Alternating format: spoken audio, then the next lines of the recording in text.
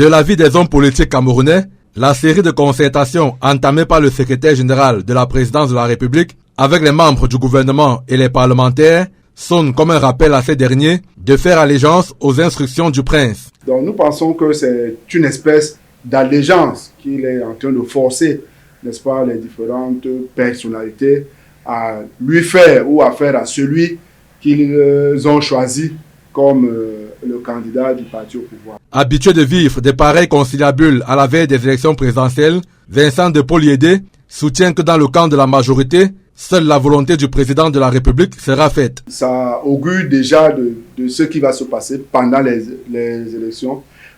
On commence à comprendre que forcément, il ne s'agira peut-être pas de la candidature du président de la République actuelle, mais de celui que le Sénat aura choisi pour candidater en ses lieux et places.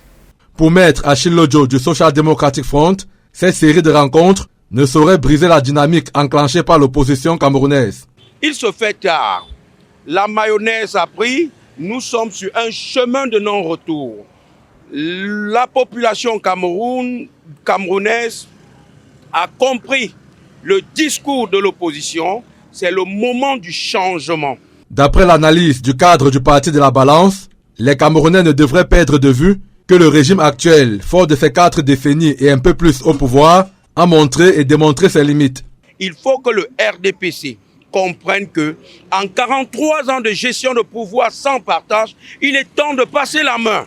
Qu'on rencontre les élites, les ministres, les députés d'une région, cela ne changera rien au discours de l'opposition qui passe aujourd'hui au sein de l'opinion. Le changement, c'est le seul vrai maître mot.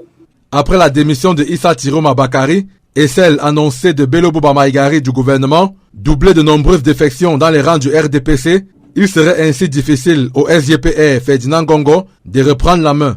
Après ces personnalités ressources du septentrion, le ministre d'État SGPR va poursuivre ses concertations avec les ministres et parlementaires d'autres régions du pays.